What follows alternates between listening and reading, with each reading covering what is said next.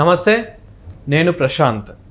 సీతమ్మ వారికి తాళి కట్టిన ఓ వైసీపీ ఎమ్మెల్యే. సో ఇలా కట్టచ్చా మరి తాళి? మనం సాధారణంగా అయితే పూజారి కట్టడం చూస్తాము. సో ఇలా మరి అసలు ఎవరు కట్టారు, అసలు ఎందుకు కట్టాల్సి వచ్చింది, అతని పేరేంటి, సో మిగతా వివరాలు కూడా తెలుసుకుందాము. ప్రస్తుతం మనతో పాటు సీనియర్ జర్నలిస్ట్ దుర్గా వడ్లమణి గారు ఉన్నారు. నమస్తే అండి. నమస్తే. మనం సాధారణంగా అయితే అమ్మవారికి తాళి కట్టడం కానివ్వండి, పూజ చేయడం కానివ్వండి, శారీ కట్టడం కానివ్వండి, ప్రతి ఒక్కటి అయితే పూజారి చేతుల్లోనే ఉంటుందని అయితే మనం చూస్తూ ఉంటాం. కానీ ఫస్ట్ టైం ఇట్లా పొలిటీషియన్ ఒక వ్యక్తి వచ్చి అలా తాళి కట్టడం, సో ఎంతవరకు కరెక్ట్ అంటారు? అతని పేరేంటి? అంటే మీరు చెప్పిన శ్రీరామనవమి సందర్భంగా వివిధ నియోజకవర్గాల్లో మీకు రాముల వారి ఏమంటారు కళ్యాణం జరుగుతుంది. సాధారణంగా మనకి తెలుసు, అంటే మా చిన్నప్పటి నుంచి కూడా ఎక్కడా కూడా రామాలయం లేని ఊరు ఉండదు. అవును. అదేవిధంగా రామ కళ్యాణం జరిగిన ఊరు ఉండదు. అసలు శ్రీరామనవమి అంటే 9 రోజులు చాలా వేడుకగా చేస్తారు. ఆ పానకం కోసమే పిల్లలు పరిగెడతారు గ్లాసులు పుచ్చుకుని. చిన్నప్పుడైతే ఎండలో పడి ఆ వడపప్పు పానకం కోసం, తర్వాత మనకు పూజారి చెప్పే కథ, అవన్నీ కూడా చాలా ఇంట్రెస్టింగ్గా ఉండేవి. ఇప్పుడంతా మనకి శోభాయాత్రలు ఎక్కువైపోయాయి. అంటే అసలు కంటే కొసరని రామనవమి ప్రత్యేకత అనేది చాలామందికి తెలియకుండా పోతుంది. మీరు చెప్పినట్టుగా రామ కళ్యాణం అప్పుడు ఏది జరిగినా కూడా పూజారి గారు చేస్తారు. సీతారాములని పెట్టి అక్కడ విగ్రహాలను పెట్టి పూజ చేయటం, తర్వాత మీరు చెప్పిన సంప్రదాయబద్ధంగా వివాహ వేడుకలు జరుగుతాయి.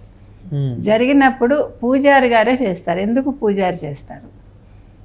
ఎందుకంటే ఆయన వేదం చదువుకుని ఉంటారు. తర్వాత విగ్రహానికి ఒక ఏమంటారు ప్రాణప్రతిష్ఠ జరుగుతుంది ముందే. ప్రాణప్రతిష్ఠ జరిగాక విగ్రహానికి ఒక పవిత్రత వస్తుంది, ప్లస్ దానికి కొన్ని శక్తులు ఉంటాయంటారు. అంటే మనం అందుకే కదా గుడికి ఎందుకు వెళ్తాం మనం? చాలామంది కించపరుస్తారు. హిందూ దేవాలయాల్లో విగ్రహాలు ఉంటాయి, అవి రాతి విగ్రహాలు, వాటికి ఏం తెలుస్తుంది.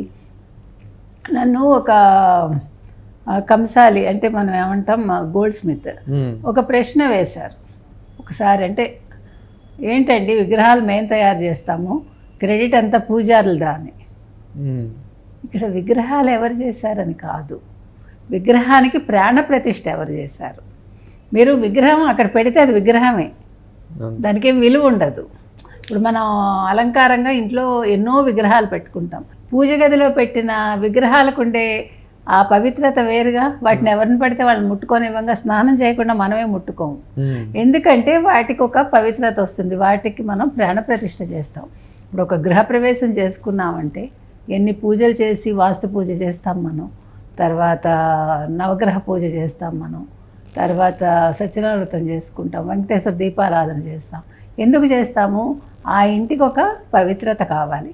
అంటే అంతవరకు ఆ ప్రదేశంలో ఎవరున్నారో తెలియదు. కొన్ని ఇళ్ళు చూడండి, అందుకే కొన్ని ఇళ్లల్లోకి వెళ్తే కొంతమంది బాగుపడతారు, కొన్ని ఇళ్లల్లోకి వెళ్తే వాళ్ళకి చెడులు ఎదురవుతాయి, చాలా నష్టపోతారు. అంటే అంతకు ముందు అక్కడ ఏముంది, కొన్ని గ్రేవ్ యార్డ్స్ ఉండొచ్చు, మనకు తెలియదు. ఇప్పుడు మీకు ఈ కబ్జాలు వచ్చాక గ్రేవ్ యార్డ్స్కి దగ్గర ఇల్లు కట్టేస్తున్నారు, అంటే వాటిని ఆక్రమించి ఇన్ని జరుగుతాయి అన్నమాట. సో ఈ పూజారి ఎందుకు చెయ్యాలి? సీతా కళ్యాణం పూజారి గారే ఎందుకు చేస్తారు? ఎందుకు చేస్తారంటే మీకు కారణం చెప్పాను నేను.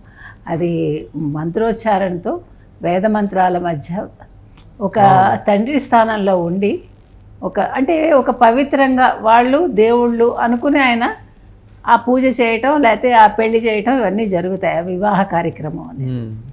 సో ఈయన ఆలూరు ఎమ్మెల్యే అండి, కర్నూలు జిల్లా ఆలూరు ఎమ్మెల్యే, విరూపాక్ష ఏదో భూతన ఏదో విరూపాక్ష ఆయన వెళ్ళి నిన్న ఆయన తాళి కట్టడం ఏంటండి? అంటే మీకు సంప్రదాయం తెలియకపోతే తెలుసుకోవాలి, తొందరపాటు చర్యలు పనికిరాదు కదా. ఒకవేళ పూజారి గారు ఆయన అక్కడ ఎమ్మెల్యే, వైసీపీ ఎమ్మెల్యే అని ఏం చెప్పలేకపోయాడు ఆయన, ఆ డౌట్ కూడా ఉంది మనకి. పూజారి గారు చెప్పాలి కదా, పూజారి గారు కదా చెయ్యాలంటే. ఇప్పుడు మీ చేతిలోంచి గబుక్కున్న లాక్కుని ఆయన చేసేసారనుకోండి, పూజారికి ఏం తెలుస్తుంది, ఏం చేయగలడు ఆయన? అవాక్ అవుతాడు అంతే. లేదు చెప్పినా కూడా ఆయన వినిపించుకుని ఉండకపోవచ్చు, మనకి అక్కడ సిచ్యువేషన్ కరెక్ట్గా అర్థం కాల. ఏది ఏమైనా ఆయన చేసింది తప్పండి.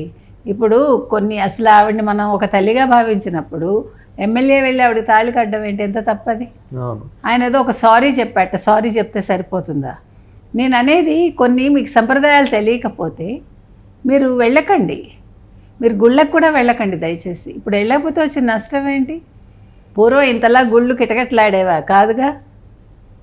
కొన్ని సందర్భాల్లోనే గుళ్ళకి వెళ్ళేవాళ్ళం.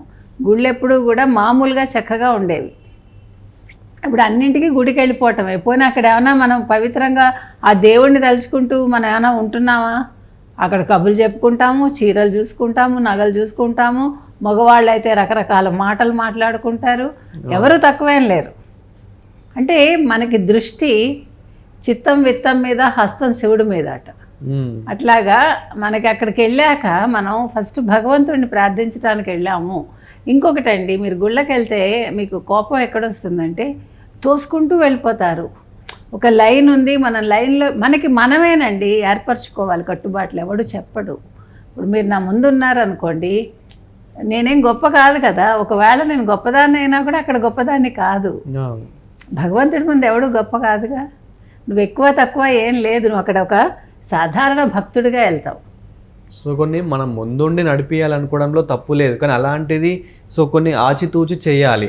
ముందుండి నడిపించడం అంటే నువ్వు ఎమ్మెల్యే అని చెప్పేసి అక్కడికి వెళ్ళిపోయి నీ అహంకారమును లేకపోతే నీ ఏమంటారు పదవి ఇది చూపించుకోకూడదు కాదండి. అది కాదు కదా. ఇక్కడ మీరున్నది, మీరు ఒక భక్తుడిలాగా అక్కడికి వచ్చారు. మీ భార్యతో వచ్చారో మీరు వచ్చారో మనకు తెలియదు.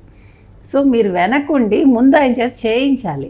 నేనే ముందుండాలి, నేనే చేయాలి, నేను ఇక్కడ ఎమ్మెల్యే అని అంటే నువ్వు ఎమ్మెల్యేవి ప్రజల వరకే, దేవుడికి ఎమ్మెల్యేవి కాదు.